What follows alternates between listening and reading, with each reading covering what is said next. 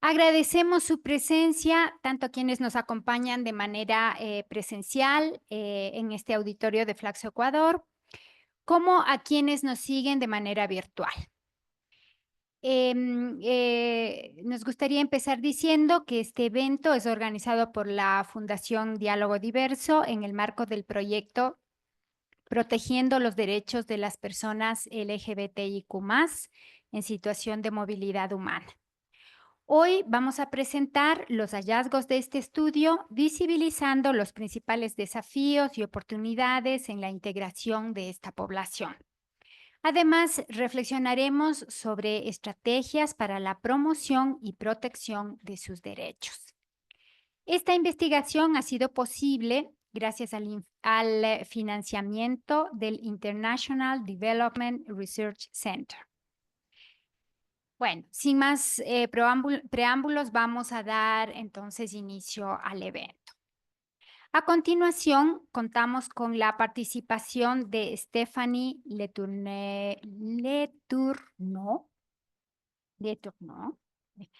consejera política de la Embajada de Canadá en Ecuador, quien nos hablará sobre la importancia de la cooperación canadiense en la promoción de los derechos de la población LGBTIQ+. Stephanie, por favor, tienes la palabra acá en el podio.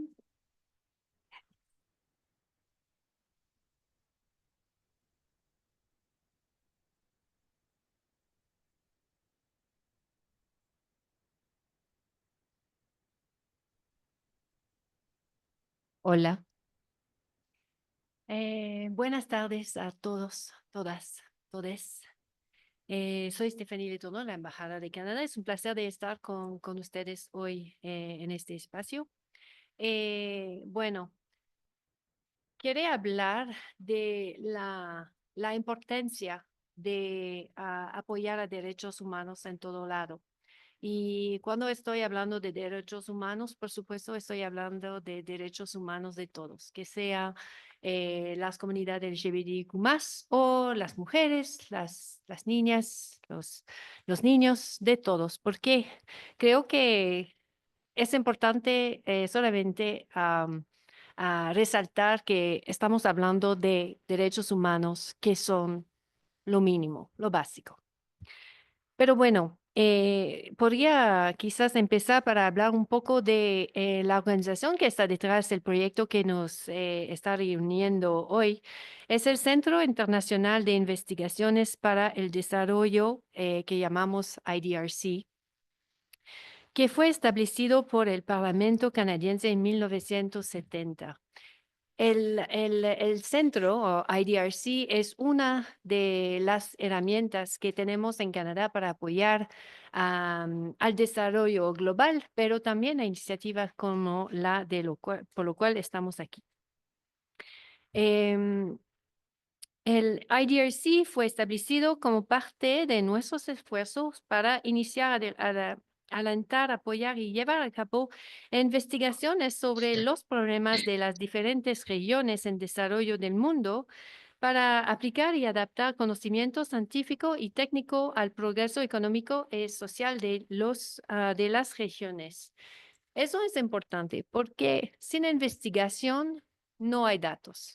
Y datos son importantes para construir buenos proyectos y para, por supuesto, soportar legislaciones y bueno, ir adelante. Y eso es definitivamente un elemento clave. Bueno, IDRC desde su fundación promueve y financia la investigación y la innovación para impulsar la equidad y la inclusión y el cambio global. Y RDSI invierte en investigación de alta calidad en países en desarrollo, como lo que estamos haciendo aquí en Ecuador, para compartir conocimientos con investigadores y formuladores de políticas para una mayor difusión y implementación y movilización de alianzas globales para construir un mundo más sostenible e incluso.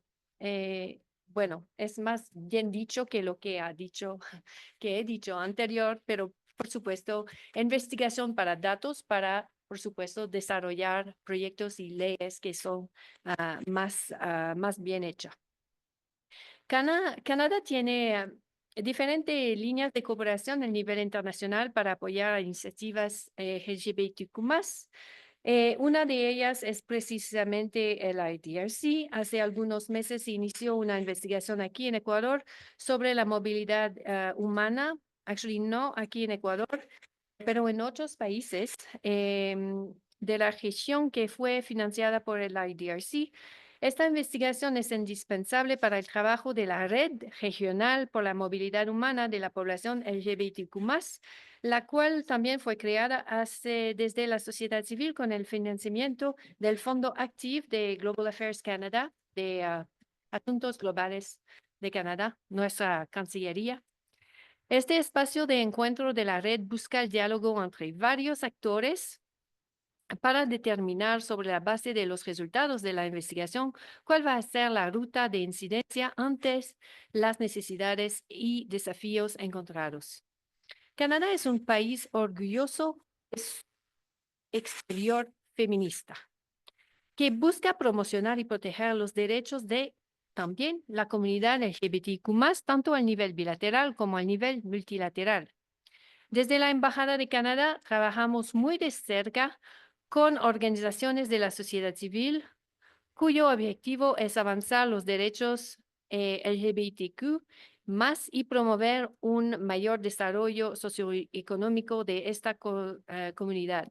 Hace aproximadamente 6 años apoyamos a través de otras herramientas que tenemos, que es el Fondo Canadá de Iniciativas Locales, el proyecto Mi Casa Fuera de Casa, propuesto por Diálogo Diverso. Y en ese entonces, una pequeña fundación que iniciaba sus pasos en el mundo de la sociedad civil. Ahora esa iniciativa nos ha permitido esa investigación y la existencia de la red. Esta investigación es un claro ejemplo del interés de Canadá en responder a las realidades, a las necesidades y a las prioridades de la población LGBTQ+ en situación de movilidad. Espero que este estudio sea de su interés para implementar las recomendaciones en la protección de derechos de la comunidad LGBTQ+. Muchas gracias.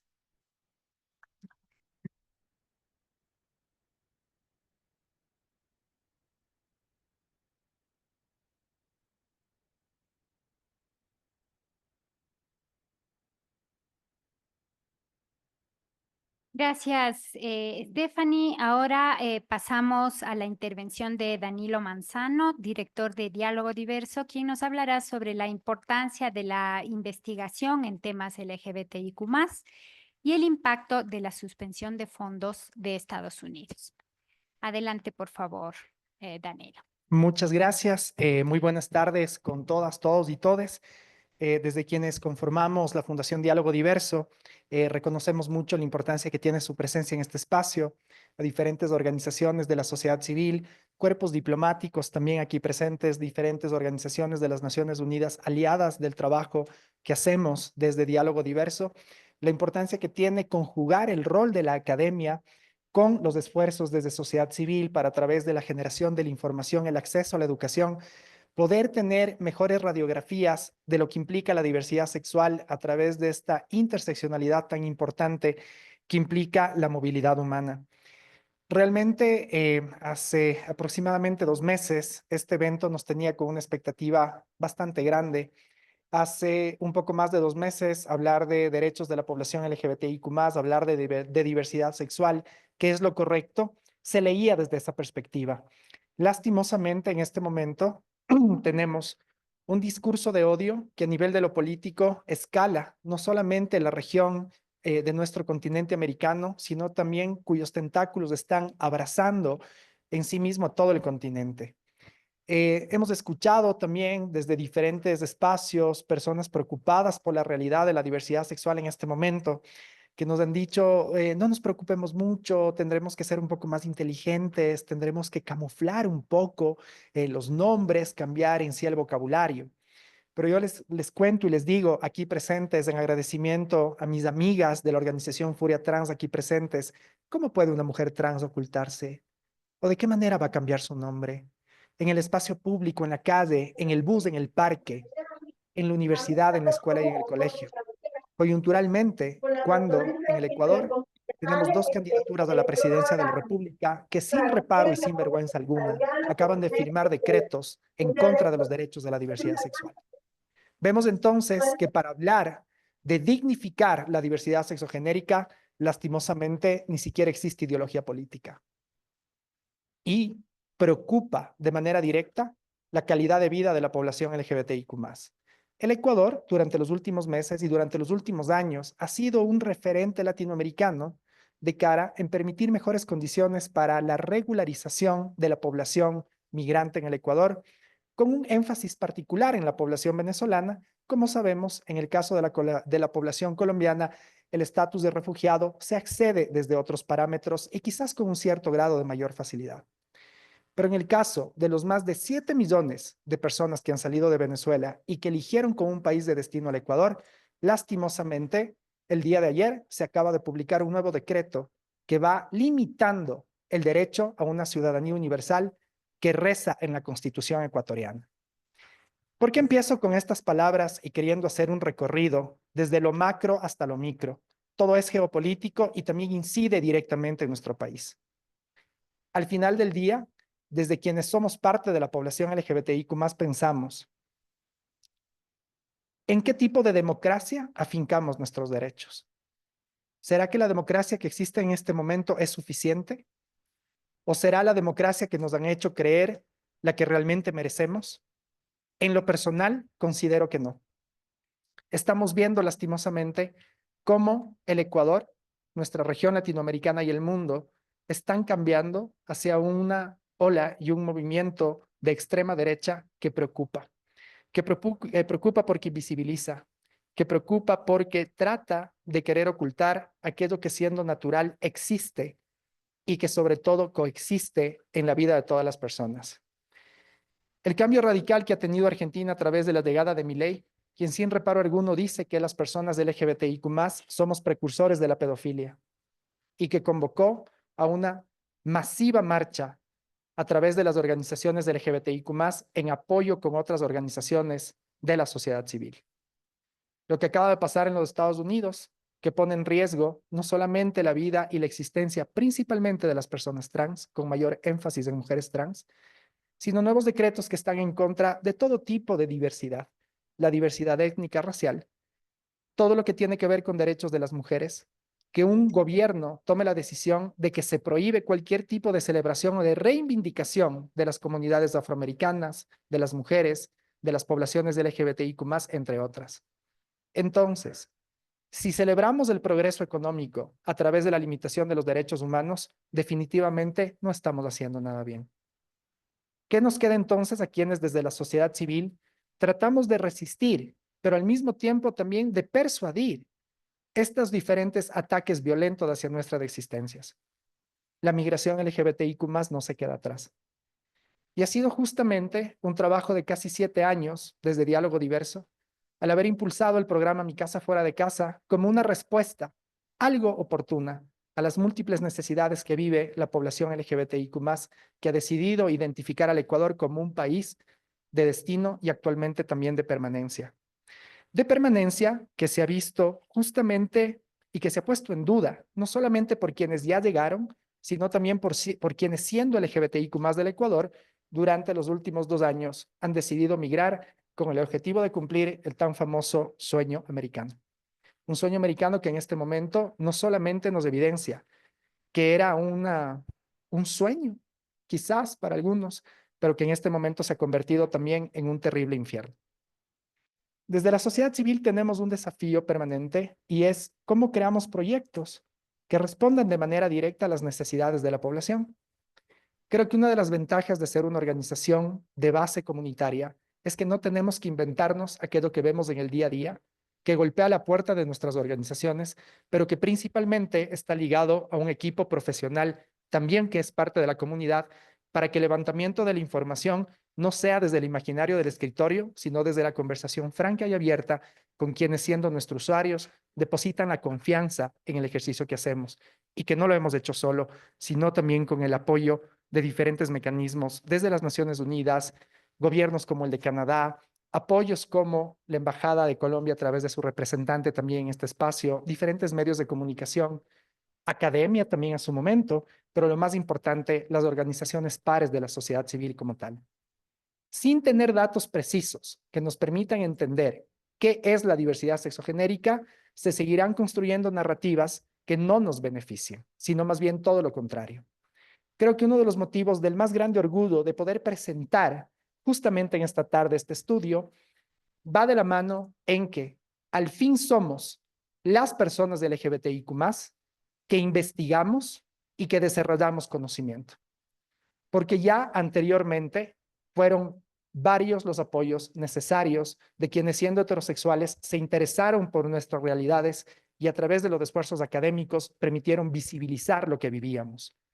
Pero luego de poder acceder al estudio, no en igualdad de condiciones lastimosamente, también desde la diversidad sexual, podemos finalmente ser nosotros partícipes desde el primer momento en la elaboración de este tipo de comunicados, de este tipo de productos de investigación. Finalmente, yo quiero reconocer el trabajo de todas las personas que se han involucrado para sacar adelante esta investigación, que ha durado un poco más de 2 años.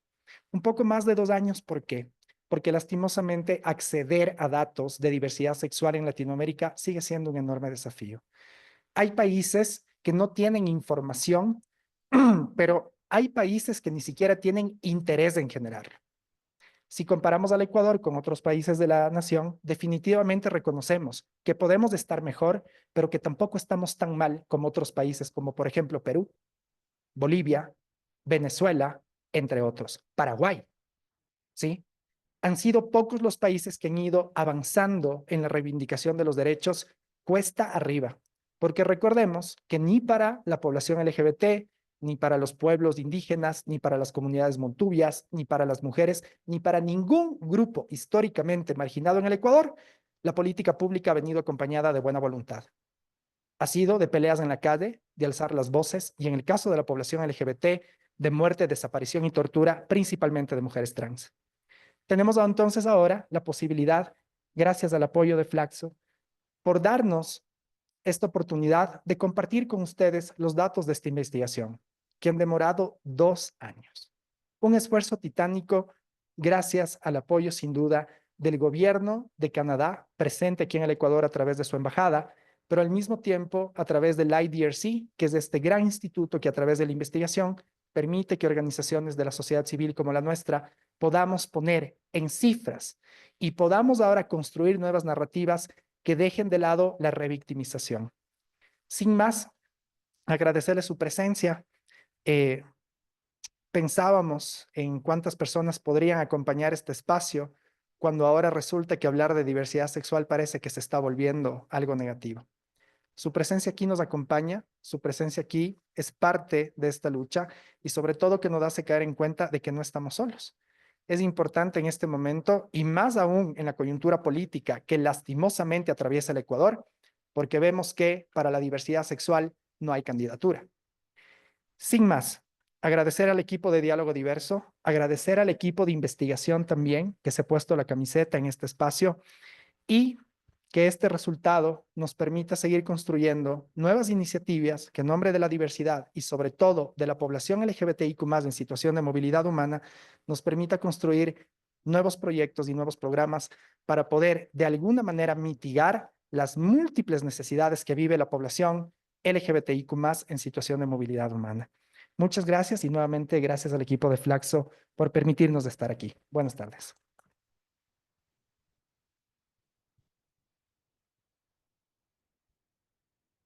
Gracias, Danilo. A continuación escucharemos a Joseph Salazar, representante de Diálogo Diverso, quien compartirá su experiencia investigativa y la importancia de la Red Regional por la Movilidad Humana, LAC. Joseph es sociólogo y magíster en Género y Desarrollo por Flaxo Ecuador. Actualmente es especialista en incidencia de la Fundación Diálogo Diverso y ha trabajado en diferentes investigaciones relacionadas con movimientos antigénero en América Latina, migración y desplazamiento forzado en Ecuador. Joseph, te cedo la palabra. Muchas gracias. Ahí está. Muchas gracias a todos y a todas, a todos por este espacio, por haber venido. Yo la verdad quisiera dar unas breves palabras antes de darle paso a mis otras colegas que están aquí sentadas para que puedan también presentar la investigación, pero quisiera recalcar algunas cosas que en este momento justamente les voy a mencionar, ¿no? Bueno, hoy nos encontramos en un momento histórico de profundas transformaciones, un periodo marcado por crisis múltiples y simultáneas que atraviesan a toda la humanidad. Ecuador y América Latina no son ajenos a estos efectos. En la fase actual, nuestras sociedades parecen cada vez menos capaces de gestionar los desafíos que enfrentamos, desde las emergencias medioambientales hasta el surgimiento de tecnologías de hipervigilancia y control impulsadas por la inteligencia artificial. A esto se suman las recurrentes crisis económicas provocadas por el capitalismo financiero, el aumento de las brechas de desigualdad y la proliferación de conflictos bélicos en distintas regiones del mundo. Como bien señala la antropóloga Rita Segato, el proyecto de la guerra es hoy, para sus administradores, un proyecto a largo plazo, sin victorias ni derrotas conclusivas. Casi podría decirse que el plan es que se transformen en muchas regiones del mundo en una forma de existencia. Estas guerras sin fin tienen consecuencias devastadoras, especialmente para los cuerpos más vulnerables. Mujeres, niñeces, personas sexogénero diversas, migrantes, desplazadas, personas privadas de la libertad, personas con discapacidad, entre otros. Este escenario se agrava con el debilitamiento de la democracia frente al surgimiento de gobiernos neofascistas y autoritarios. La teórica política Wendy Brown y más tarde pensadoras latinoamericanas como Sonia Correa han acuñado el término desdemocratización para describir cómo la esfera pública y de participación política se reducen cada vez más, dando paso a democracia simulacro, donde la democracia se limita al voto y a la protección de la propiedad privada. Al mismo tiempo, nuestras instituciones muestran una incapacidad creciente para canalizar las demandas y malestares sociales, dejando a vastos sectores de la población en el abandono. El filósofo esloveno Slavoj Žižek ha señalado cómo este declive democrático va de la mano con la fractura de los códigos mínimos de la diplomacia y de las relaciones internacionales. Ejemplos como Donald Trump en Estados Unidos, Javier Milei en Argentina, y movimientos de extrema derecha como Firmes en Ecuador, que se oponen abiertamente a los derechos humanos y promueven políticas belicistas, son el reflejo de esta tendencia global. Frente a esta realidad, la pregunta que nos surge es, ¿qué podemos hacer? Hoy más que nunca es urgente generar articulaciones entre movimientos sociales, actores políticos, defensores de derechos humanos y especialmente entre les comunes, para construir un nuevo programa político y social que enfrente estos desafíos y brinde esperanzas a quienes han sido marginados y excluidos. Esta articulación no puede limitarse a lo local, debe trascender fronteras y consolidarse a nivel internacional. Con esta visión nació en el 2024 la Red Regional por la Movilidad Humana, LAC, un esfuerzo colectivo de 14 organizaciones LGBTIQ+ de América Latina que trabajan para brindar servicios y ayuda humanitaria a personas sexo-género diversas en contextos de migración y desplazamiento forzado. Esta red, presente en países como Argentina, Ecuador, Colombia, Perú, México, Honduras, Guatemala, Nicaragua, Venezuela, El Salvador y Costa Rica, tiene como objetivo incidir en el panorama regional para visibilizar la realidad de la población LGBTIQ+ migrante y promover políticas que transformen su situación de exclusión y violencia. En el contexto actual, nuestro compromiso como red regional es claro: enfrentar los discursos de odio que se propagan a nivel transnacional y ofrecer nuevas esperanzas a quienes se encuentran en situación de desplazamiento forzado, migración o retorno. Hay que señalar que la población LGBTIQ+ y la población migrante son hoy más que nunca el caballo de Troya de los discursos de odio y de la promoción de políticas antiderechos en todo el mundo. Por ello, hacemos un llamado urgente a las organizaciones, a la cooperación internacional, a la academia y a todos los actores interesados a unirse a este esfuerzo. Investigaciones como las que estamos presentando hoy día son fundamentales para entender las múltiples vulnerabilidades que atraviesan a la población LGBTIQ+, pero también para trazar nuevos caminos hacia un mundo sin desigualdades sociales y donde quepamos todos. Necesitamos aliarnos para construir un frente común contra la guerra, el neofascismo, el autoritarismo, la desigualdad y la exclusión. Necesitamos defender los derechos de quienes han sido históricamente invisibilizados, como lo es la población LGBTIQ+ en movilidad humana. Muchas gracias.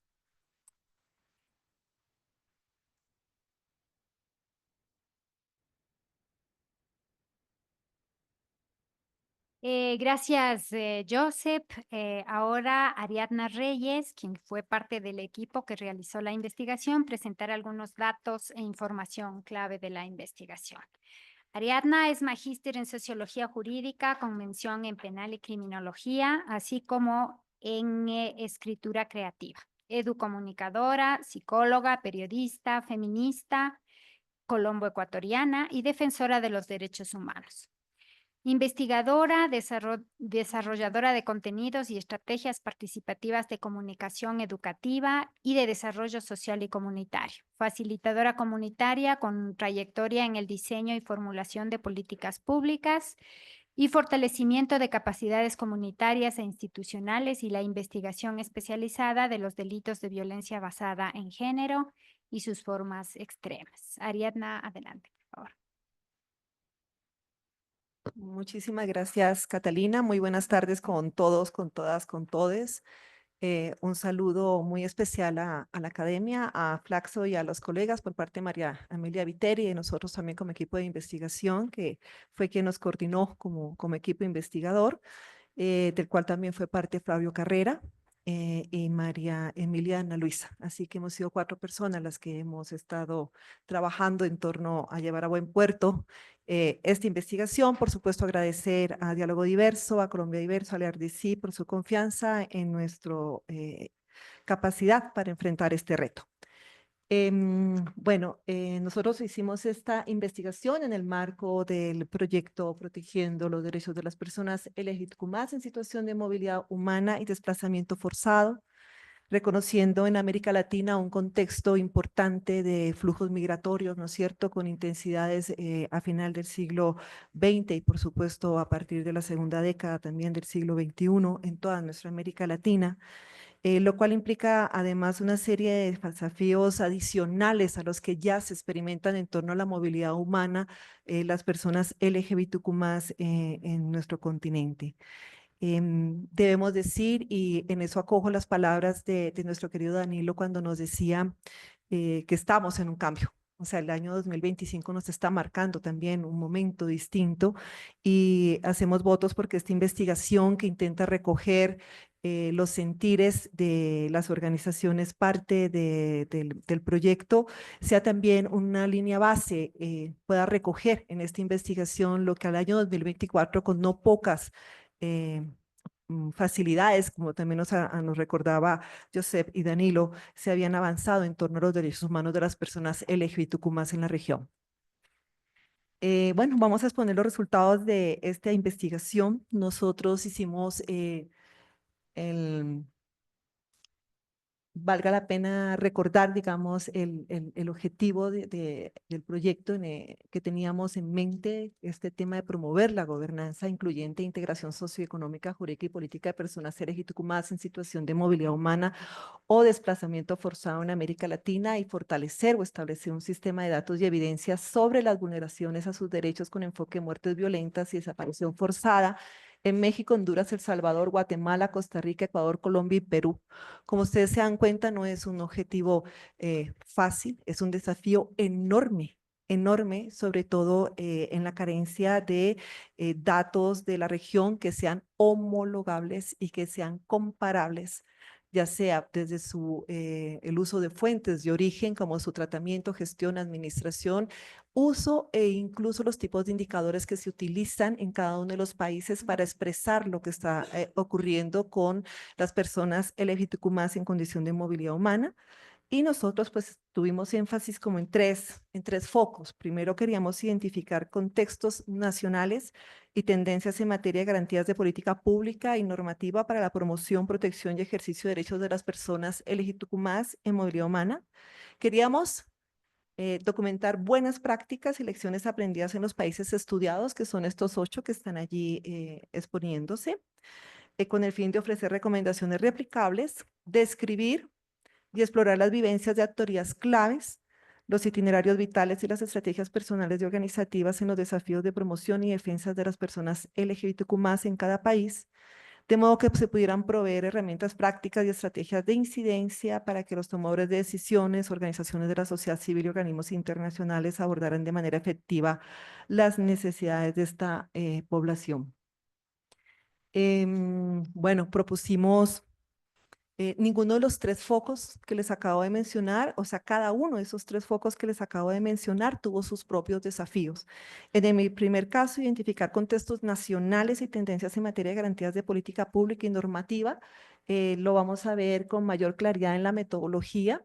Nosotros intentamos una exploración a fondo de lo que las oficinas estadísticas nacionales de cada país están produciendo en torno a indicadores que expresen la realidad de las personas LGBTQ+ en general y en contextos de movilidad humana específicamente, lo cual ya trajo su propia reto, porque pues no existen, como les digo, indicadores homologables con capacidad de expresar y ser comparables entre los países.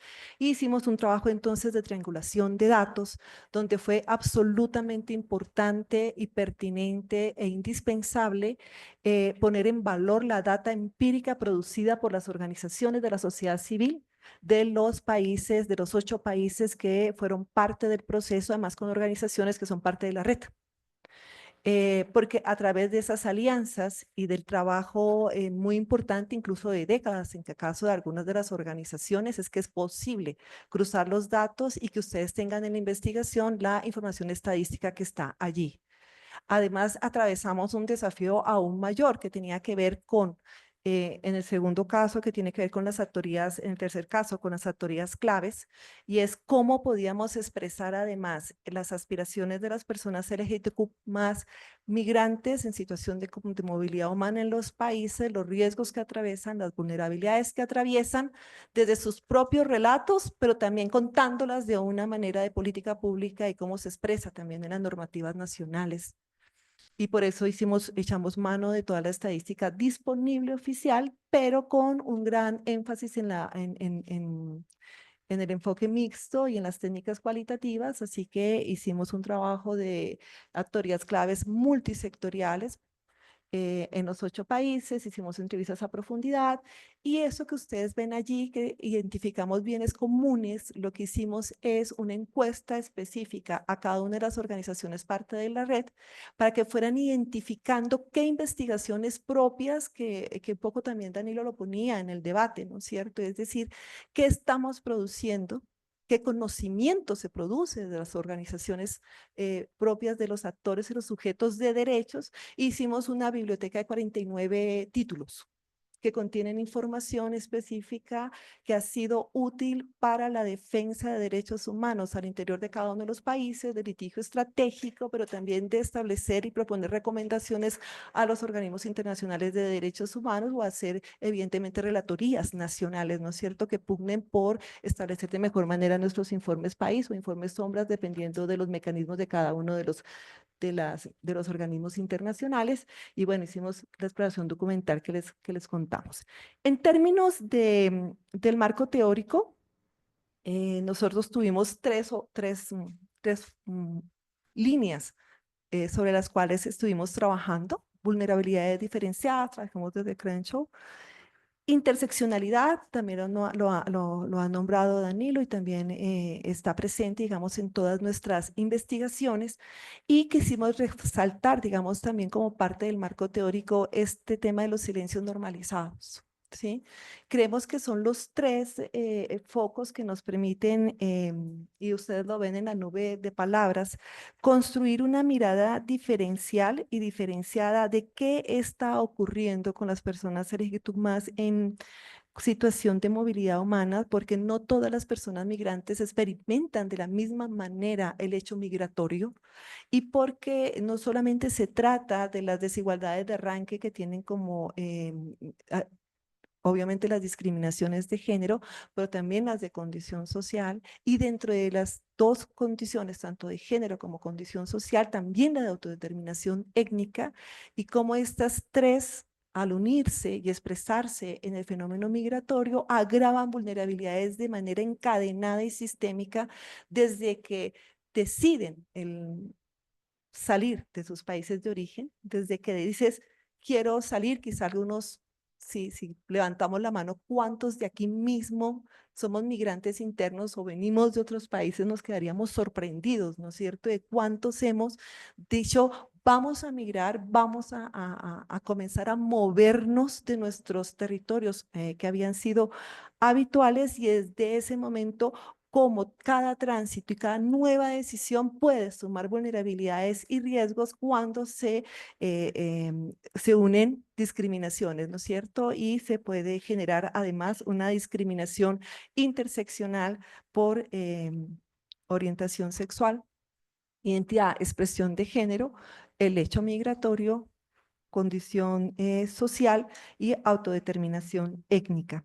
Nosotros además queremos poner también sobre el tapete, y así lo exponemos en el informe, que estos riesgos se agravan también en los países de tránsito, y que y el país de tránsito, que a veces no es como tan tratado de fondo, ¿no? Tú trabajas el país de destino, el país de origen, y bueno, y transitaste tales países, pero justamente es en el tránsito donde se pueden agravar vulnerabilidades y además impunidades sobre la integridad y la vida de las personas LGBTQ+ en condición humana.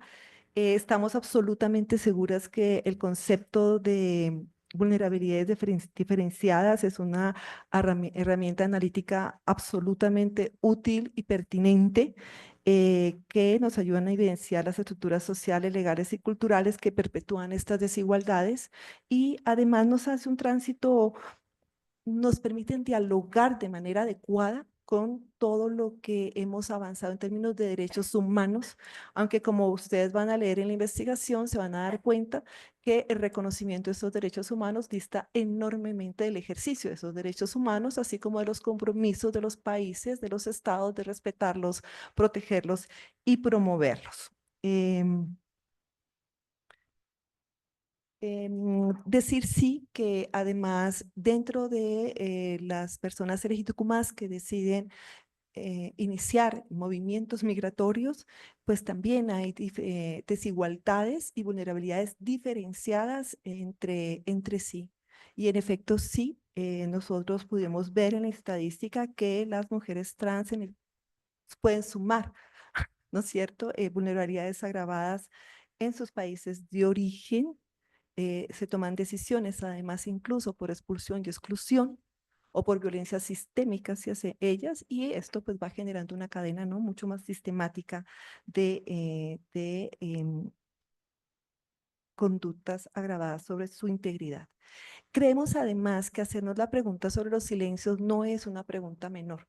O sea, no es solamente decir que se normalizan los silencios, porque todos, todes sabemos que el silencio es una constante, y la violencia y la discriminación.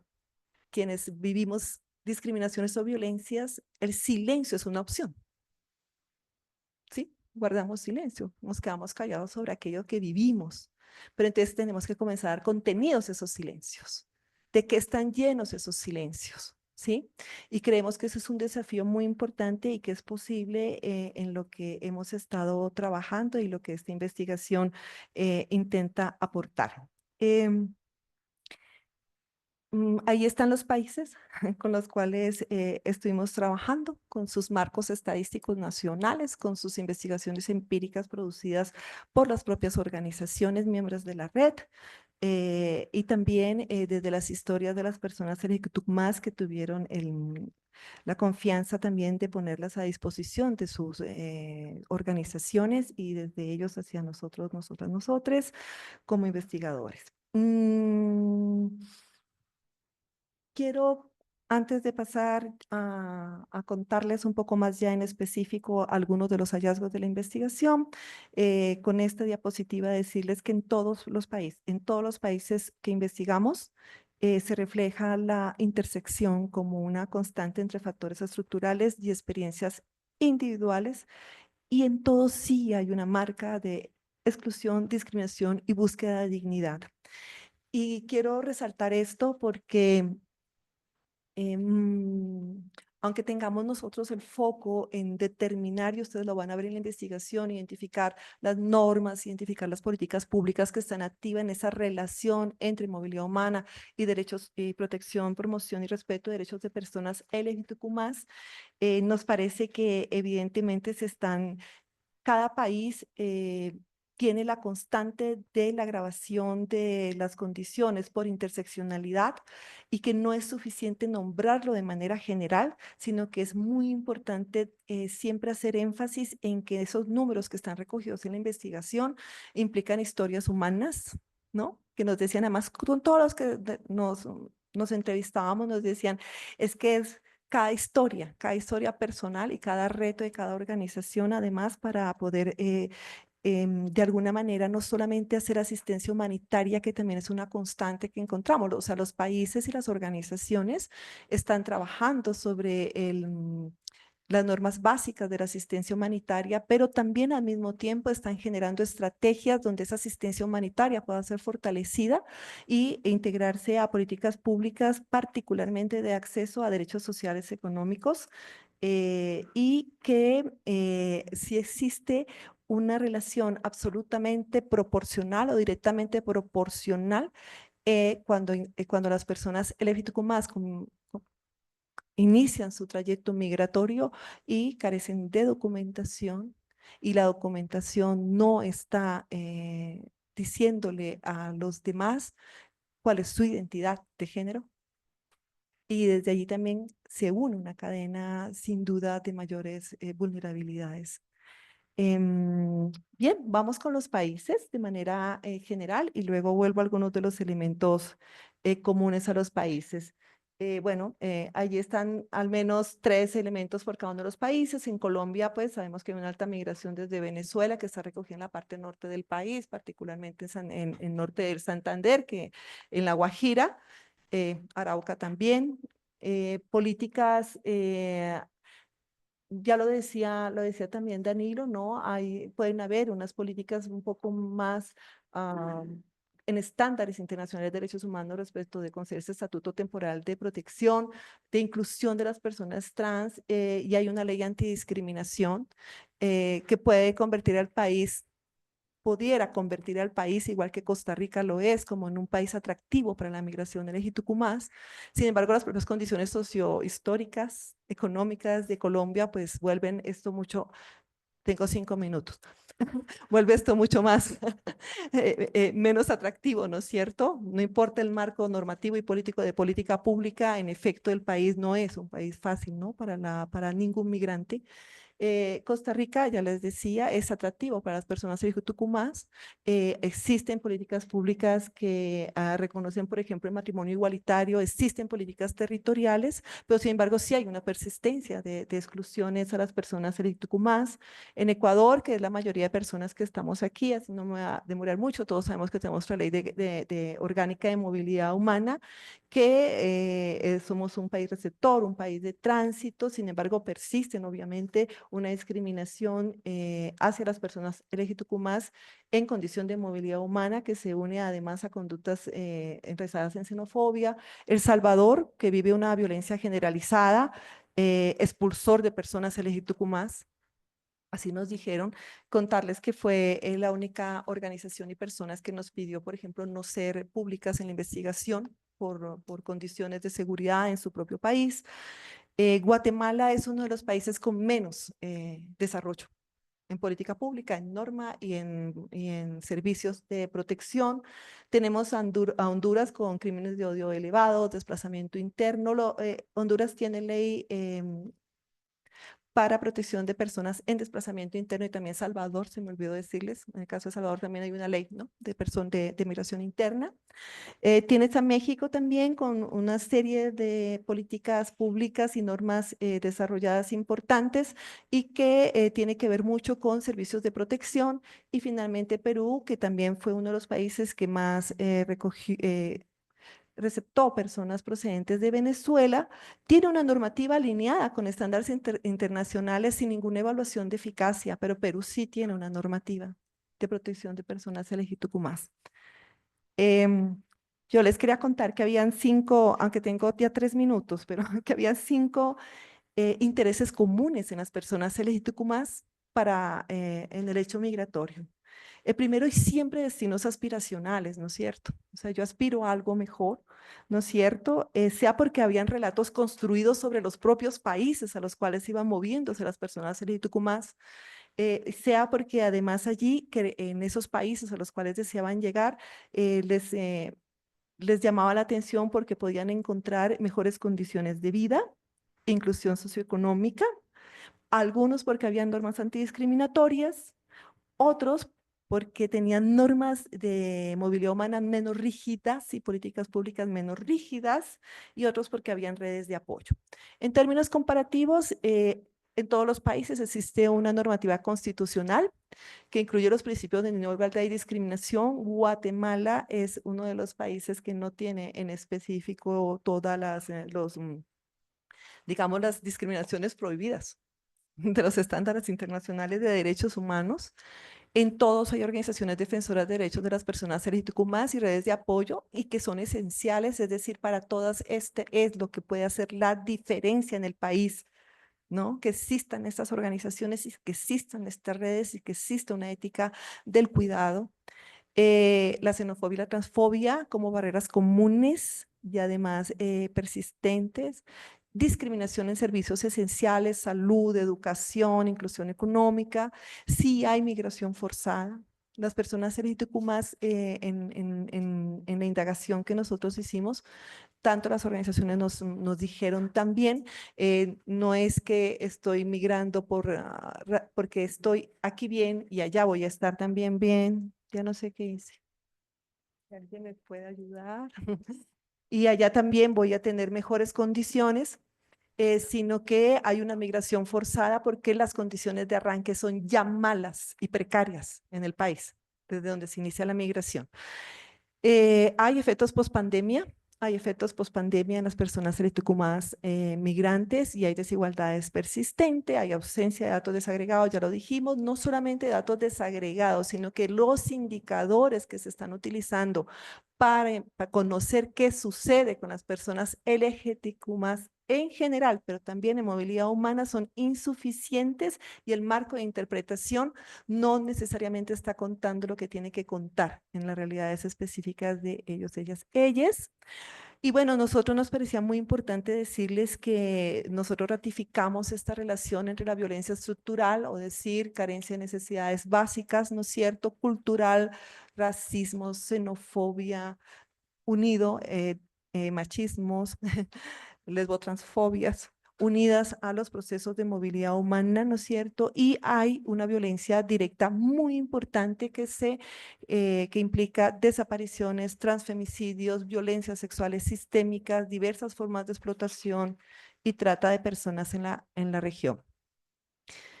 De manera más bien rápida, ya para ir concluyendo, perdón, ahí me quedé. Teníamos un cuadro comparativo constitucional y la normativa penal de los países, que nos parece también que es muy, muy importante. Les doy los datos rapidísimo para terminar.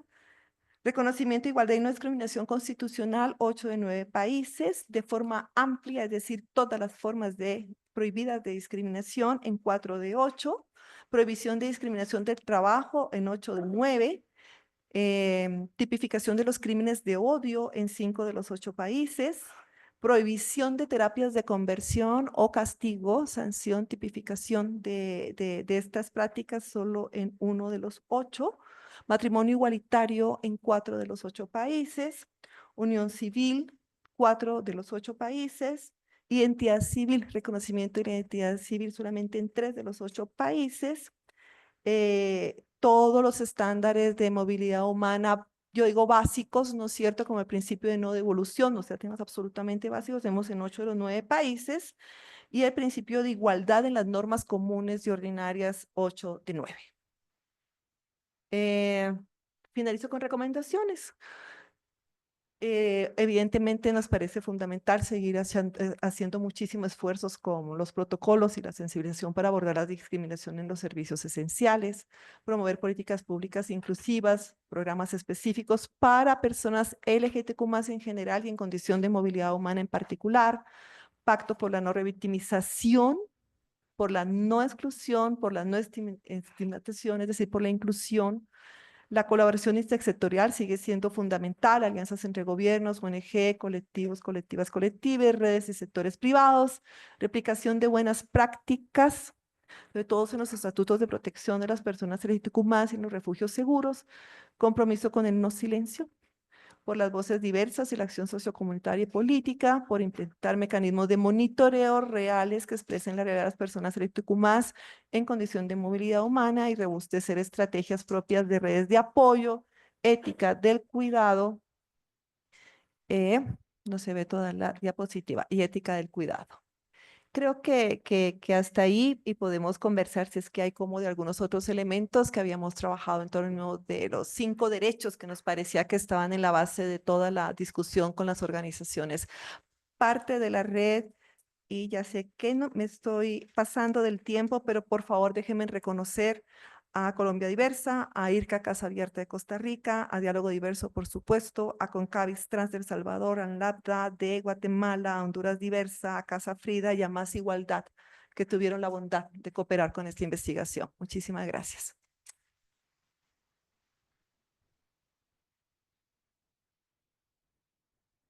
Bueno, muchas gracias a Ariadna. A continuación, Marta Cecilia Ruiz, profesora de Flaxo Ecuador, nos ofrecerá un comentario sobre esta investigación. Marta Cecilia es PhD en Ciencias Sociales por la Universidad Libre de Ámsterdam, Países Bajos, autora del libro Transacciones eróticas en la frontera sur de Ecuador, que aborda el tema de mujeres migrantes en el comercio sexual. Profesora visitante de Flaxo Ecuador y hasta inicios de este año becaria del Centro María Sibila Merian de Estudios Latinoamericanos Avanzados CALAS, con el proyecto Luchas Migrantes, Prácticas Organizativas Comunes y Cuidados en Espacios de Inmovilidad. Investigación que se realizó en Ecuador y México dentro de un formato de beca dual y junto a la doctora Jimena Alba de la Universidad de Berlín. Adelante, Marta Cecilia, por favor. Bueno, muchas gracias. Agradezco mucho que me hayan invitado a hacer esta presentación. He leído el estudio con mucho interés. Y lo primero que quisiera decir es que, ¿sí se oye? Sí. Es que, bueno, sin duda el estudio y el proyecto del que este estudio parte y que nos reúne el día de hoy es un aporte muy importante para pensar y promover sociedades más inclusivas que reconozcan la riqueza y la diversidad en todas sus formas y dimensiones. Y con esto quiero decir género y sexualidades, pero también diversidades étnico-raciales por origen nacional, diversidad corporal, familias diversas, por ejemplo, entre otras. Y como se sugiere en el estudio, a partir de esto, impulsar políticas de acciones concretas y reales, no solo discursivas o que estén en los textos legales, pero que no se apliquen en la realidad, como también el estudio nos sugiere, porque esto es necesario para desnaturalizar y frenar las formas de marginación y opresiones múltiples y entrecruzadas, donde se juntan xenofobia, racismo, sexismo, transfobia, homofobia, y yo me atrevería a agregar además aporofobia, ¿no? Que es ese miedo, ese disgusto, actitudes negativas y abusivas frente a poblaciones que son empobrecidas y empobrecidas justamente porque no están dentro de modelos normativos o porque se considera que no pertenecen a la comunidad nacional y amenazan su seguridad y su ordenamiento público, como es el caso de migrantes LGBTIQ+. Pero el reto para alcanzar todo lo que nos propone este proyecto y este estudio que nos reúne aquí es bastante ambicioso, ¿no? Abarca, como nos ha explicado Ariadna, una región amplia y extendida que va desde la región andina, con 3 países ahí, 4 países de Centroamérica y 1 de Norteamérica, que es México. Y en este territorio extendido hay mucha heterogeneidad en términos del tipo de movilidades que se dan, realidades económicas, políticas y sociales, marcos normativos distintos, tanto en el ámbito de las migraciones como con respecto a diversidades sexogenéricas.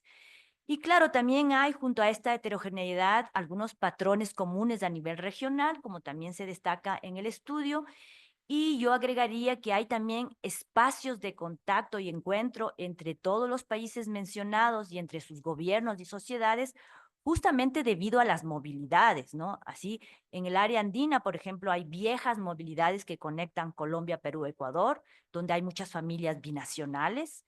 Lo mismo podríamos decir de Centroamérica, ¿no? Las migraciones intrarregionales que tienen como polo principal Centroamérica y que son también de larga data. Y hay movilidades más nuevas que se dan desde Venezuela a Colombia, Perú, Ecuador, incluso a México. Y asimismo viejos y nuevos movimientos de tránsito, pero también de asentamiento, voluntarios y forzados desde Sudamérica, Centroamérica hasta México. Y entonces, en este sentido, la mirada regional que ha adoptado este estudio tiene sentido, ¿no? Porque las migraciones retan justamente a mirar más allá del marco puramente nacional, aunque tomando en cuenta particulares dinámicas y condiciones a nivel subregional, nacional y local. El reto es grande, como digo, además porque hay una serie de complejidades en estos movimientos migratorios. Por ejemplo, varios de los países estudiados son al mismo tiempo países de origen, tránsito, destino migratorio y además lugares de crecientes retornos forzados o deportaciones, que es algo que deberíamos tener más en mente porque va a crecer con la llegada, con la segunda llegada de Trump a Estados Unidos. Este es el caso, por ejemplo, de México, Colombia y Ecuador, que tienen todas estas combinaciones de formas de movilidad. Y también estos tres países y otros que han sido estudiados tienen una combinación de desplazamiento forzado interno y migraciones internacionales, como se destaca en el estudio, y todo esto crea entonces un escenario bastante complejo, ¿no? A esto habría que sumar el hecho de que, aunque el foco de estudio y atención está en una comunidad, la comunidad LGBTIQ+, que tiene experiencias comunes y particularmente fuertes de marginación y opresión, hay diferencias internas, ¿no? También ha mencionado esto Ariadna, ¿no? Y problemáticas y necesidades específicas y diversas. Por ejemplo, no son las mismas entre hombres cisgénero autoidentificados como gays, mujeres transgénero, personas intersexuales, y además deberíamos hablar de personas no binarias que también tienen otras necesidades y realidades. Entonces, repito que hay un reto grande y hay además un contexto particular, que es donde me voy a centrar ahora, que implica muchas barreras, pero que no cierra todo el camino, sino que causa remociones, abre grietas, abre ciertos senderos, ciertas oportunidades, y a eso me voy a referir ahora, esperando no ser muy negativa porque el escenario que vivimos a nivel nacional, regional y global no es el mejor escenario. Entonces, parto del mismo contexto que se destaca mucho en el estudio, que es el contexto de la pandemia del COVID-19. Yo quisiera extender un poquito para pensar en el contexto de pandemia y pospandemia, pues algunas de las medidas y consecuencias de la pandemia se sienten hasta el día de hoy, especialmente en América Latina. Por ejemplo, los estados de excepción también todavía se siente, restricciones a la movilidad y estigmatizaciones de algunos grupos que son vistos como contagiosos, un riesgo para la salud y el orden público, ¿no? Pensemos, por ejemplo, junto a las personas migrantes en trabajadoras y trabajadores sexuales y personas viviendo con VIH, que son parte de las realidades de la comunidad LGBTIQ+. Entonces, voy a referirme a algunas dinámicas, algunas, bueno, características de este contexto, que son también algunas tendencias y que son muy importantes a tomar en cuenta para pensar, discutir y luchar por construir sociedades más inclusivas y contra estas discriminaciones y opresiones múltiples contra la comunidad LGBTIQ+, que está en movilidad o que está condenada a la inmovilidad, ¿no? Y con esto último me refiero a que no poder salir de manera regular y segura, enfrentar tránsitos migratorios peligrosos y con largas esperas en el camino, y además enfrentar también y sufrir retornos forzados y deportaciones. Entonces estoy mirando movilidad e inmovilidad como dos caras de la misma moneda. Algunas dinámicas y tendencias que se dan a nivel regional y global están mencionadas en el estudio y otras no están y las voy a mencionar. Y como he dicho, son importantes para tener en mente y pensar en los retos que tenemos por delante. una de estas primeras características y tendencias es la intensificación de la precarización de grandes masas de la población, ya antes de la pandemia, pero sobre todo después de la pandemia, y que ha golpeado de manera particularmente fuerte a migrantes y grupos históricamente relegados. Esta precarización implica que los migrantes de la comunidad LGBTIQ+ tienen limitadas oportunidades económicas y laborales y por tanto son mucho más susceptibles a ser explotadas de diferentes maneras por diferentes actores y en diferentes procesos, incluyendo, por ejemplo, el reclutamiento en grupos y actividades al margen de la ley. Entonces, esta es la primera característica, precarización de la vida. La segunda, y ligada a la primera, son las políticas de austeridad y ajuste estructural a nivel regional y global, que precarizan aún más a poblaciones que necesitan la protección de los estados, que ahora de manera más rápida y fuerte se contraen, privatizan los servicios básicos y dejan la protección social en manos de organizaciones de la sociedad civil y ONGs internacionales, que por mucho esfuerzo que hagan y por mucha voluntad que tengan, tienen limitaciones para que sus recomendaciones se conviertan realmente en política pública. Y además los procesos que empujan están muchas veces enmarcados en proyectos que son puntuales, temporales y supeditados a los fondos que vienen de fuera y pueden de repente cortarse, como ya hemos visto con lo que ha pasado en estas semanas, ¿no? Y que justamente se cortan muchos procesos y muchos fondos destinados a poblaciones migrantes. Y aquí, entre comillas, entre paréntesis, solamente invito a pensar también, digamos, la dependencia que hemos tenido, que hay muchos procesos han tenido de estos fondos internacionales. En tercer lugar, una tercera característica y tendencia es la securitización de las migraciones, pero de manera más general de la seguridad pública e incluso de la protesta social, que puede implicar amenazas a activistas y defensores de derechos humanos. Y junto a esto, lo que algunas académicas críticas han llamado la militarización de la cultura de lo nacional, es decir, reforzar rígida y violentamente las normas y ordenamientos sociales dominantes y las fronteras tanto simbólicas como territoriales, como se ha visto, por ejemplo, después de los atentados del 11 de septiembre, la crisis financiera global del 2008 y la pandemia del COVID-19. Un cuarto elemento, una cuarta característica y tendencia es esto que se cita mucho en el informe y son los gobiernos autoritarios, ¿no? Que pueden ser muy evidentes en el caso de El Salvador, pero que también y de manera más sutil está en Ecuador, ¿no? En ambos países, la lucha contra la inseguridad y grupos organizados al margen de la ley, como las pandillas en El Salvador o las bandas dedicadas al narcotráfico en Ecuador, ha llevado a imponer larguísimos estados de excepción y tomar medidas que directa o indirectamente tienen impactos negativos en el respeto de los derechos humanos, sobre todo de aquellos grupos que, como ya dije al inicio de mi intervención, son vistos como amenaza a la seguridad nacional y el orden público. Un quinto elemento es este giro conservador que también se menciona en el estudio y que ha implicado un retroceso o al menos intentos por hacer retroceder y desmantelar los derechos ganados en las últimas décadas con respecto a las vidas de mujeres y diversidades sexogenéricas. Esto implica la creciente presencia de grupos católicos y evangélicos que tienen poder económico y político y que inciden en las agendas legislativas. Lo preocupante es que estas tendencias conservadoras, autoritarias, securitistas, no se limitan a gobiernos que ideológicamente se definen como de derechas, sino que se extienden e incluyen a gobiernos calificados como progresistas, que también muestran visiones conservadoras con respecto a mujeres, diversidades sexogenéricas, y también han adoptado políticas migratorias restrictivas y securitistas. Pensemos en el caso de la militarización de la seguridad interna, tanto en México como en Ecuador, que tienen gobiernos con ideologías y visiones aparentemente opuestas, y en el caso de México y dos gobiernos consecutivos de tendencia progresista, la militarización de la política migratoria con resultados nefastos porque ha habido asesinatos de migrantes que han sido, entre comillas, confundidos como criminales. Y lo mismo podríamos decir de lo que está pasando ahora en Ecuador, ¿no? A un mes de las elecciones presidenciales, como ya dijo Danilo, los dos candidatos con visiones otra vez aparentemente diferentes, opuestas, hacen declaraciones muy similares con respecto a niñeces y adolescencias trans, se comprometen a respetar a la familia, lo cual realmente significa respetar y reforzar la familia tradicional, heterosexual, monogámica, con hijos, casada legalmente, etcétera.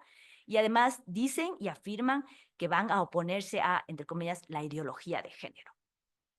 ¿No? Un sexto punto y la contracara de todo esto es la manifestación de descontento social, que quiere decir que estas comunidades y grupos que son precarizados, marginalizados, oprimidos, estigmatizados, no se paralizan, sino que se pronuncian, reaccionan y responden, ¿no?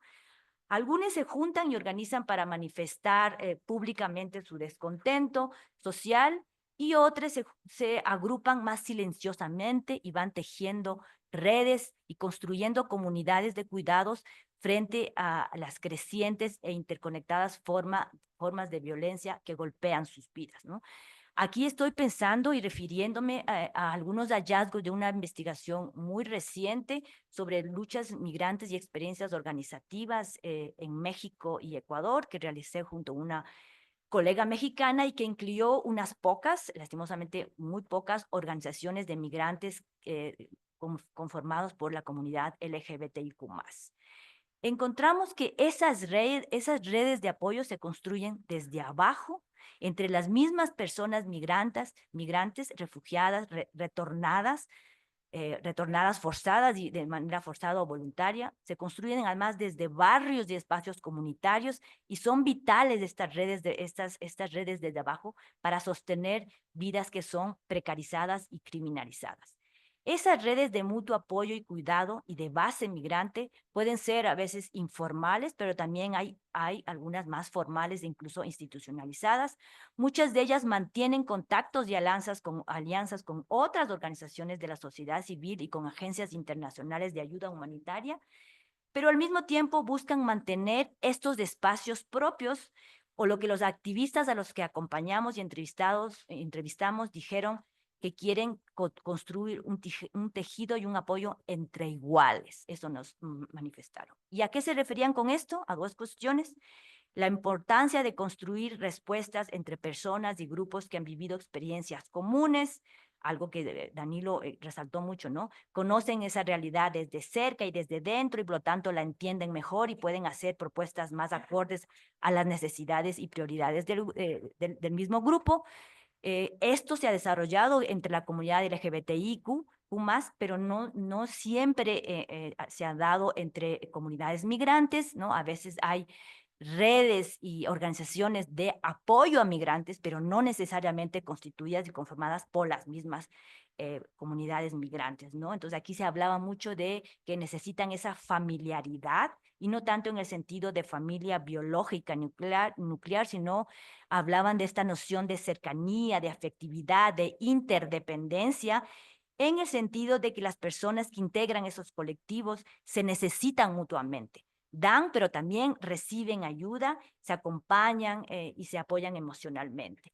Y la otra cuestión que mencionaron es que, aunque les parece que la importancia destacaron de estas redes de apoyo de las mismas organizaciones de base y con otras organizaciones de sociedad civil, puedan construir un tejido con un marco más de mayor horizontalidad, de mayor participación, evitando así formas de autoridad marcadamente jerárquicas que a veces sienten y donde se trazan relaciones a veces distantes y desiguales entre, por ejemplo, quienes brindan servicios, quienes brindan información, quienes son vistos como actores claves y sujetos activos, como expertos profesionales que diseñan proyectos, y quienes brindan servicios, quienes producen conocimiento o hacen estudios desde la academia, por ejemplo, y quienes, por otro lado, parecerían ser simples objetos pasivos de intervención, de ayuda o simples fuentes de información que a veces se extrae y que muchas veces crea algunas condiciones de desconfianza, por ejemplo, entre estas organizaciones y la academia, por ejemplo. Entonces, menciono esto porque hay que tomar en cuenta para tener una visión crítica y autocrítica de este entramado de este tejido que se va creando y donde el marco amplio de sociedad civil a veces no deja ver estas especificidades y esta importancia de las organizaciones de base. Y para cerrar, porque ya tengo poco tiempo, lo único que con lo que quería cerrar es en mencionar un poco cómo estamos pensando y entendiendo el tema de la integración, que es un tema importante en este proyecto.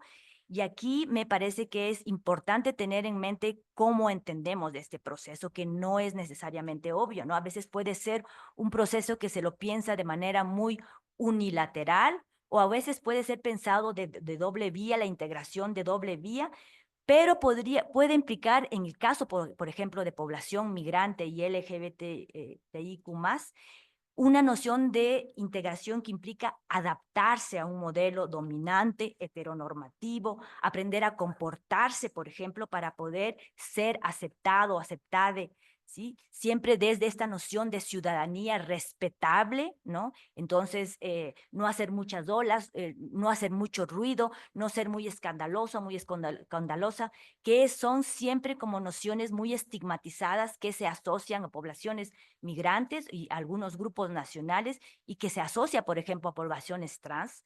Entonces, repensar esta idea de integración, tratando de rebasar esta idea de ciudadanía respetable, del hecho de aprender a acostumbrarse a que la participación política, por ejemplo, es un derecho limitado, ¿no? Sobre todo para personas refugiadas, y el hecho de que esta integración entonces sea solamente desde estas nociones de respetabilidad y moral sexual, y pensarla desde tal vez términos mucho más amplios que implica reconocer la riqueza de la diversidad. Ahí me quedo. Gracias.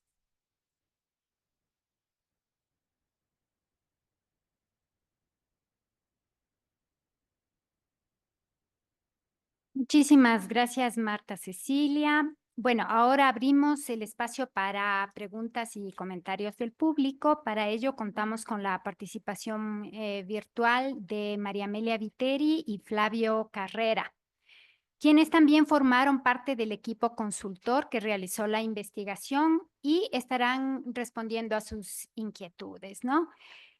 María Amelia Viteri es investigadora asociada en el Departamento de Antropología de la Universidad de Maryland, College Park.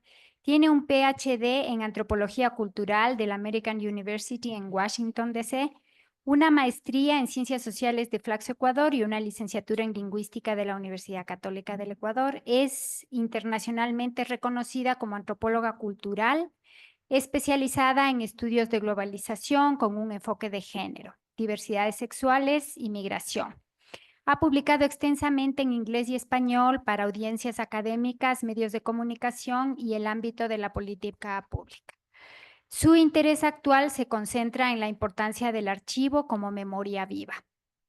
Flavio Carrera es máster en Antropología y Desarrollo por la London School of Economics, BA en Relaciones Internacionales con una concentración en Ciencia Política e Historia por la Universidad San Francisco de Quito. Actualmente es investigador y consultor con trabajo en áreas de violencia de género, LGBTI, derechos humanos, ecología política de las violencias, cambio climático y desarrollo sostenible. Es investigador asociado del Instituto de Estudios Avanzados de Desigualdades IEAD-USFQ. Les invito entonces a compartir sus preguntas o comentarios a las personas que se encuentran en el auditorio. Entonces, adelante, por favor. Si tienen preguntas, si tienen algún comentario, entonces, muy bienvenidos.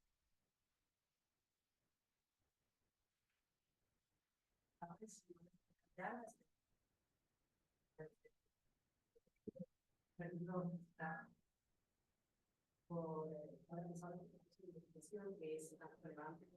Y justamente quería quizás hacer una pregunta, teniendo un poco el contexto principalmente de violencias en la escuela fronteriza, ¿no? Principalmente haciendo referencia a todo lo que está pasando con el presidente del crimen organizado. Y cómo más enfrenta esos desaprobados por cuestiones propias, justamente de la población vulnerable, y que justamente en este caso por razones justamente de su orientación sexual, en este caso por su identidad de género, pues los riesgos son mayores para incluso violencias principalmente en términos sexuales, etcétera. Entonces, mi pregunta es enfocada justamente a eso, si se pudieron identificar principalmente estos riesgos en torno al crimen organizado y cómo quizás las dinámicas de la tecnología en estas zonas se han desarrollado.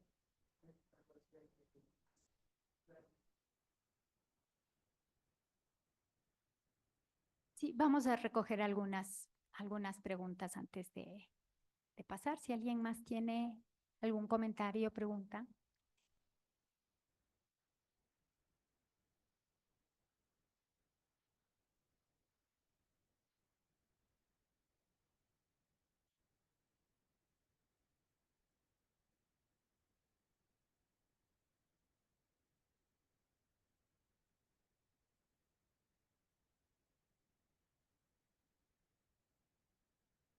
La recomendación se incluyen buenas prácticas identificadas en algunos de los países o algunos que no solamente las prácticas y pues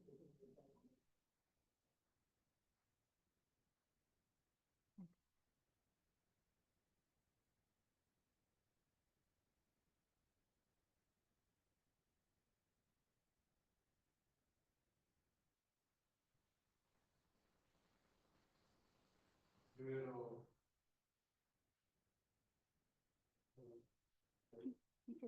primero yo quiero saludar a Benita, que es la directora de investigación, doctor de cultura, mi nombre es Arturucha, yo soy asambleísta por la provincia de Cotopaxi. Yo tengo dos dudas. La primera, esta investigación incluye dentro de las comunidades indígenas. ¿Por qué es importante cuando hablamos de una provincia dentro de una provincia, pueblos indígenas, está descendientes, está los estudios de los hijos? Y esto me gustaría saber.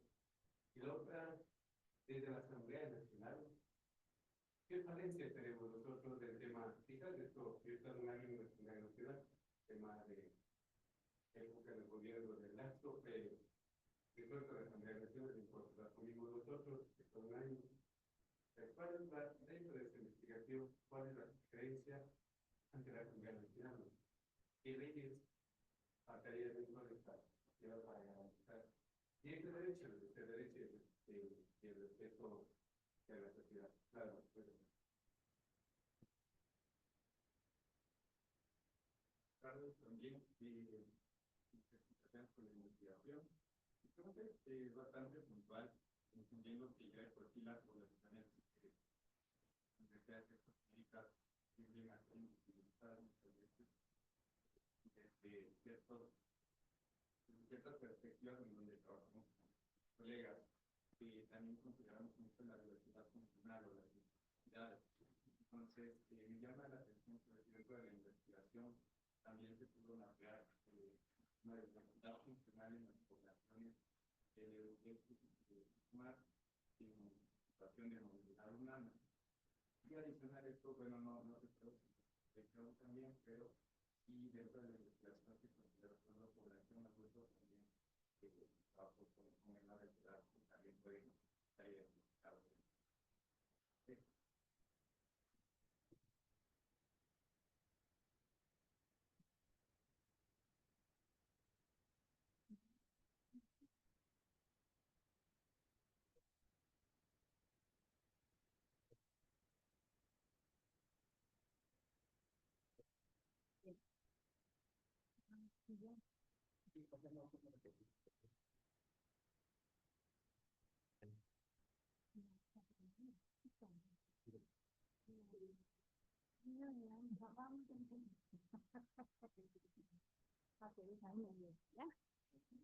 ¿Nadie más? Bueno, podemos comenzar con esta ronda. Y si después hay más preguntas, pues las podemos hacer, ¿no? Parece que no escuchó bien la gente que está de manera virtual, así que voy a intentar repetir las preguntas. Si la persona que hizo la pregunta cree que no está bien interpretada, por favor, pues me dice, ¿no?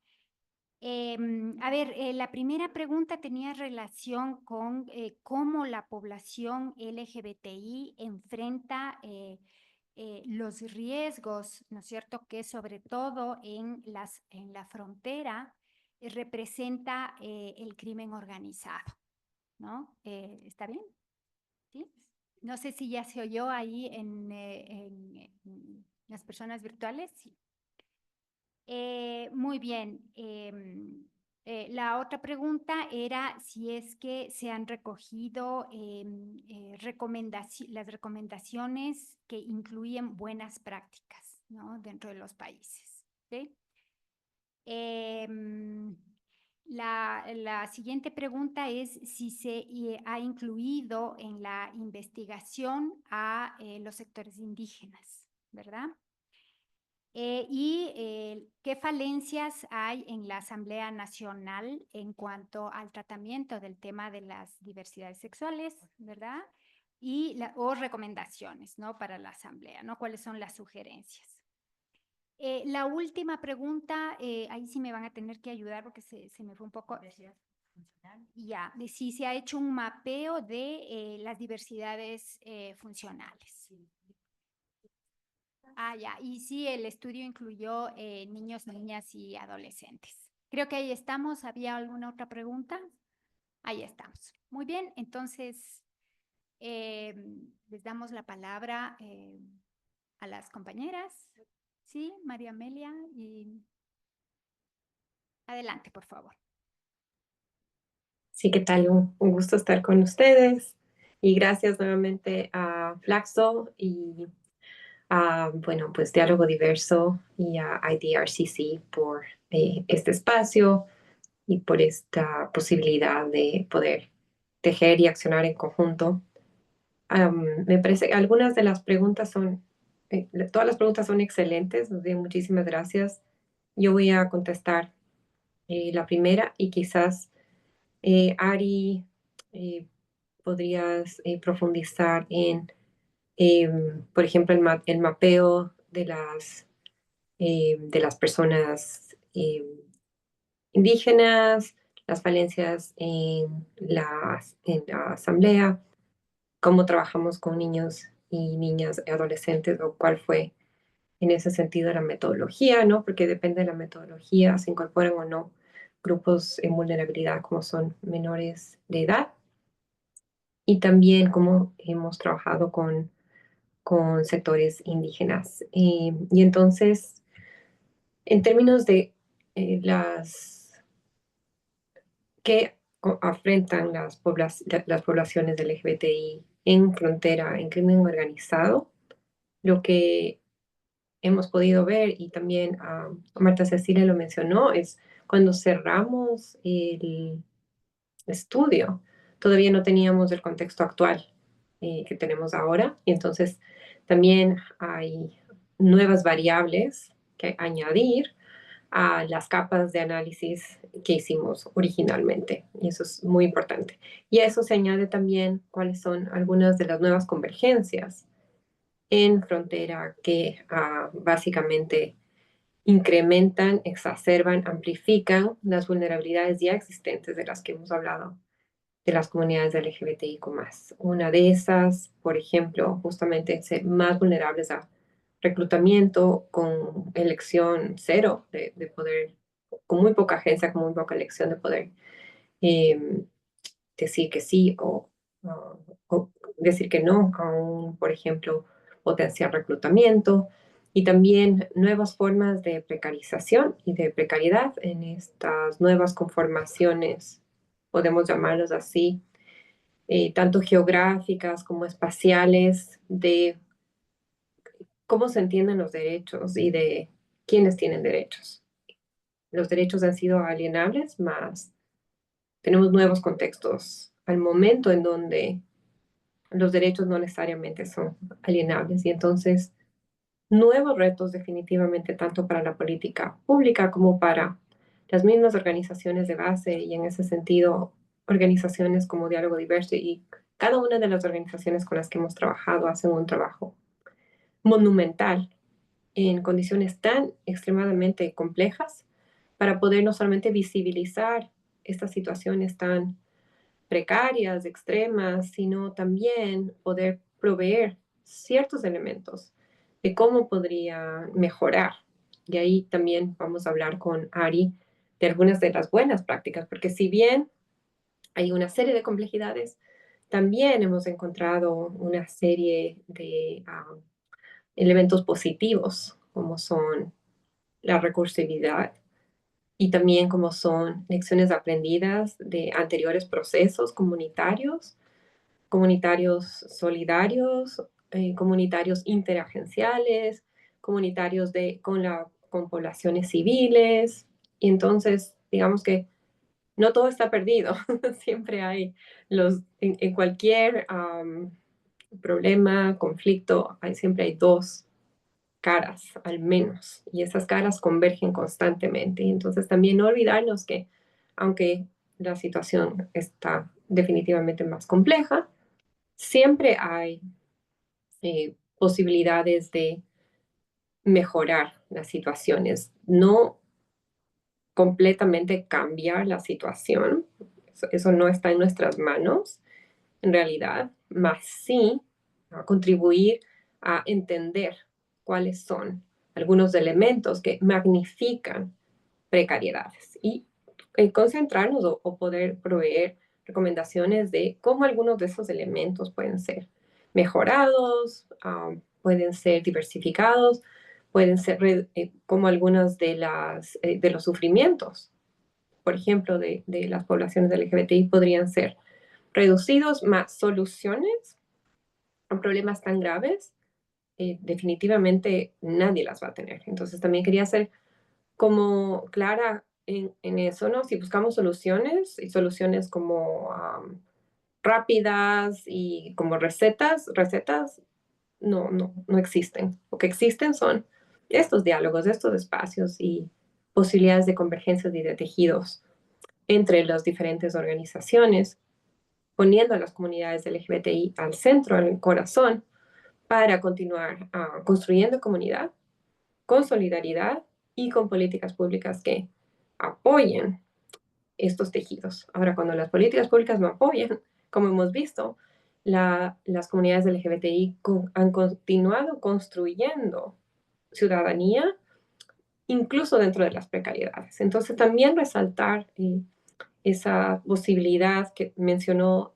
Danilo y que está, que la podemos ver históricamente, no solamente en Ecuador, sino en la mayoría de países en América Latina, incluyendo Centroamérica incluso, que resaltan, digamos, estos tejidos, estas movilizaciones y estas constantes, digamos, formas de esperanzadoras de tejer la vida, incluso dentro de los peores escenarios.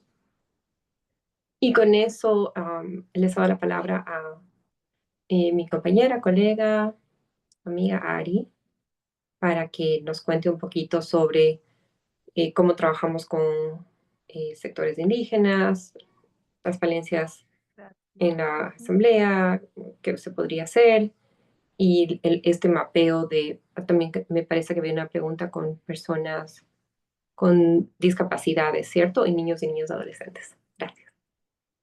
Gracias, María Amelia. Gracias por las preguntas también. ¿Te quieren aplaudir? Espero el aplauso.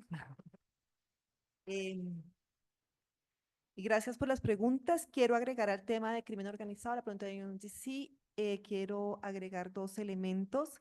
Si la investigación logra ver algunas relaciones de los países en frontera y cómo es la dinámica de movilidad humana y esta precarización de la que nos hablaba Marta Cecilia, me parece muy importante y su relación con algunas otras formas de reclutamiento, engachamiento, digamos, de las personas LGBTQ+. Y me parece también importante decirles, ya María María les contó el contexto, pero en esta desdemocratización que nos hablaba Joseph al inicio, decir que también se crean espacios y territorios de marginalidad de manera directa y de manera clara, con políticas específicas, y esas también son las zonas de transfronteras de nuestros países y de nuestra región. En términos de buenas prácticas, sí, el informe recoge buenas prácticas. Una de esas son los servicios de acogimiento especializado y además todas las aprendizajes que han tenido las distintas organizaciones para que estos servicios de acogimiento especializado dialoguen desde los sentires de las personas LGBTQ+, que sí implica, digamos, una semántica, un campo de significaciones bien específico y reconocido entre ellas para que estos servicios cumplan el rol que tienen que cumplir también como redes de apoyo. Ferias de salud, también destacamos en la investigación el tema del litigio estratégico, porque a cada avance en términos normativos los distintos países intentan enganchar el otro avance. O sea, si hay un avance penal, entonces yo trato de enganchar el civil de alguna manera o constitucional, pero intento abrir caminos desde los marcos jurídicos con unas cabezas muy interesantes desde el derecho, pero también desde la sociología jurídica y de las propias prácticas para hacer que el derecho de alguna manera cobre algún sentido también para las personas LGBTQ+ y aún más en condición de movilidad humana. Sí, te rescatamos como buena práctica todo el tema de la producción de data empírica de cada uno de los países. Estamos allí también ubicando en el estudio las articulaciones de los activismos con la academia, que también se registran en algunos de los países del proyecto. La ética del cuidado integral en las políticas de integración.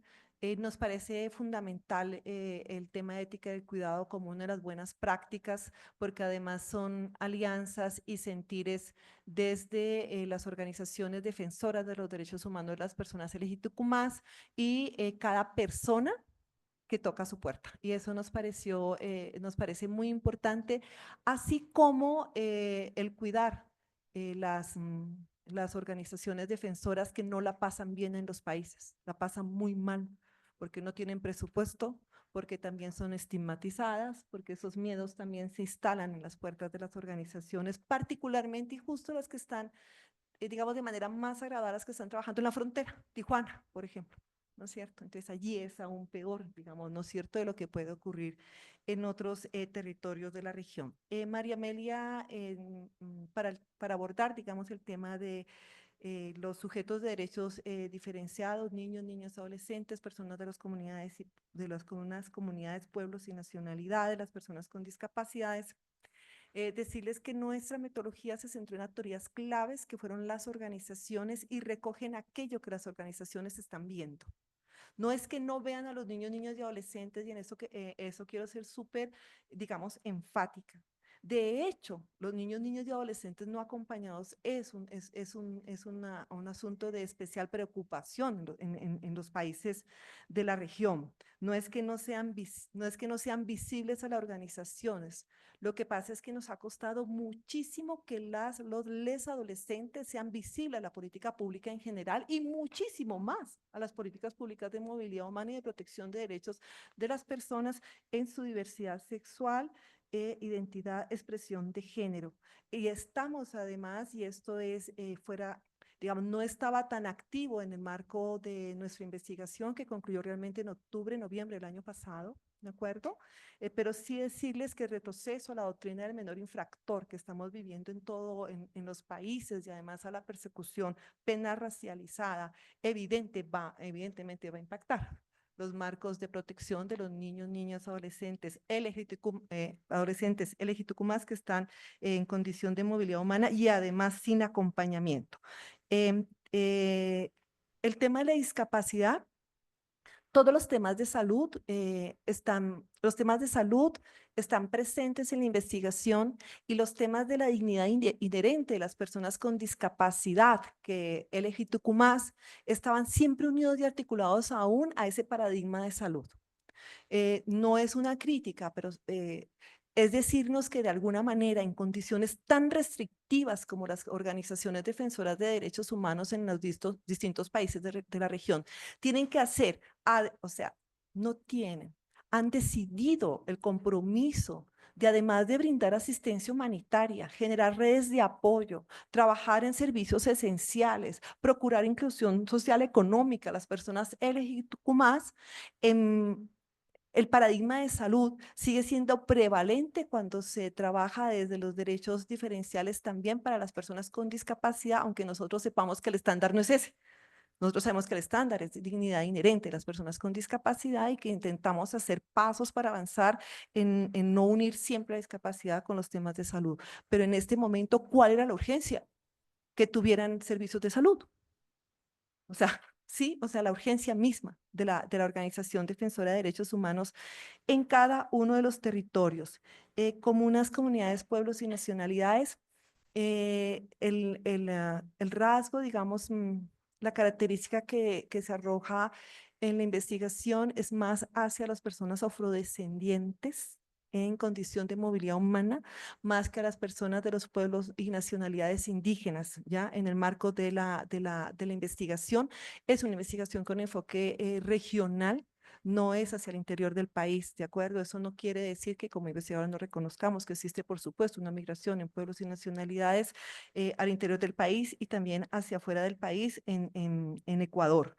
Y si pusimos el ojo, o sea, la categoría de autodeterminación a un pueblo y nacionalidad es una de las categorías con las cuales la investigación dialoga, ¿sí?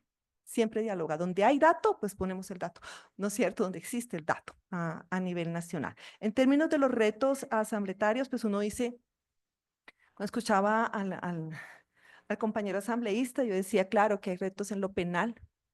Hablo desde el marco nacional, sí, también podríamos hablar de otros países, pero para hablar solo de Ecuador, tenemos retos en relación a lo penal, pese a que tenemos nosotros sí tipificado odio y discriminación, y tenemos allí todas las discriminaciones prohibidas como país, pero sí tenemos, por supuesto, en los procedimientos y en las definiciones de investigación especializada de los delitos, tenemos enormes retos que cubrir, compañero asambleísta, en la propia Ley Orgánica de Movilidad Humana, todo el tema de los nuevos territorios que implica la movilidad humana están ausentes de la ley. También los marcos de protección y de prevención primaria de las mayores vulnerabilidades que las personas LGTQ+ en nuestro país tienen que atravesar y además en condición de movilidad humana. Creo que hasta ahí más o menos todas las preguntas. Gracias.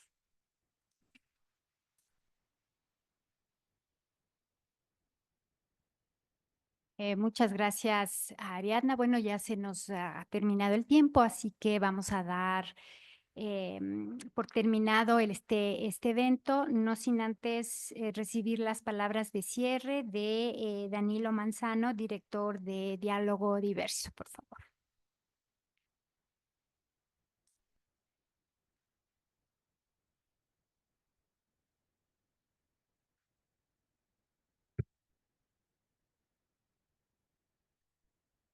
Muchísimas gracias por el tiempo y la oportunidad. Nuevamente, representantes de Flaxo Ecuador, muchísimas gracias por prestarnos este espacio, por haberse dado el tiempo de leer el documento, también de interpretarlo de esta manera adecuada y complementarlo con otros estudios en materia de migración. Por otro lado, a las personas que han estado aquí presentes, nuevamente, ¿no? Reconocemos que no estamos en un momento fácil, pero al mismo tiempo hay que regresar a ver con fe a la humanidad, ¿sí? La historia nos ha demostrado que hemos tenido siempre diferentes sujetos que no han tenido un solo reparo para a través del miedo generar odio y lastimosamente estamos viviendo un momento así. Entonces, el sumarnos de manera colectiva, desde quienes somos y quienes abrazamos a la diversidad como un activo, a los derechos humanos como esa piedra sólida para vernos como iguales, es elemental en este momento. Queremos agradecer inmensamente a Ari, a Flavio, a María Amelia Viteri, este equipo de investigadores que también son parte de la diversidad, con un compromiso enorme por el trabajo que desde la investigación nos permite ahora ver de una manera más profunda lo que ocurre con la movilidad humana LGBTIQ+. Por otro lado, también a las organizaciones que conformamos la Red Regional por la Movilidad Humana LGBTIQ+ en Latinoamérica, por el enorme trabajo que venimos haciendo en estos momentos hostiles, pero que estamos identificando la forma de sostener nuestros trabajos para no afectar a quienes más nos importan, que son las personas migrantes LGBT que buscan servicios a través de nuestros programas de atención. Por otro lado, queremos también agradecer a representantes de la CIDH, de ONU Mujeres, de UNFPA, de ACNUR, de INEC y de ORAM, que han estado participando durante toda la transmisión en vivo en este espacio que hemos compartido. Quiero agradecer también al equipo de Diálogo Diverso por su compromiso, al experto en incidencia, nuestro querido amigo Joseph, a Sofía Brito, coordinadora de este proyecto, que se encuentra actualmente atendiendo el Foro de Mujeres de Naciones Unidas en Nueva York.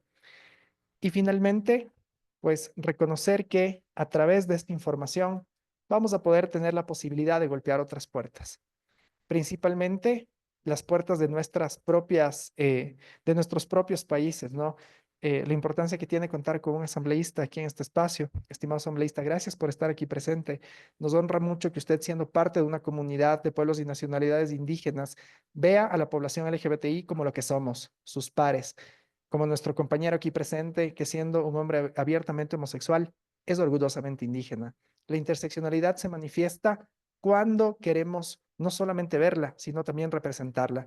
Y nos llena de enorme orgullo que la diversidad en este momento ya no espera que otras personas hablen, sino que somos capaces desde nuestros cuerpos y nuestras existencias ponerle un rostro a nuestra diversidad. Sin más, muchísimas gracias por este espacio. Nos queda mucho que construir y sobre todo en estos momentos donde definitivamente que nada ni nadie nos quite el valor de la alegría, de la solidaridad, para seguir construyendo de manera colectiva la dignidad que merecemos las personas LGBTIQ+, también en situación de movilidad humana. Muchas gracias. Muchas gracias.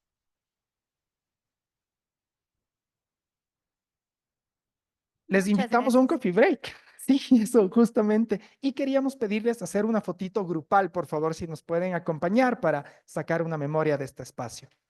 En la parte de adelante, por favor, muchas gracias.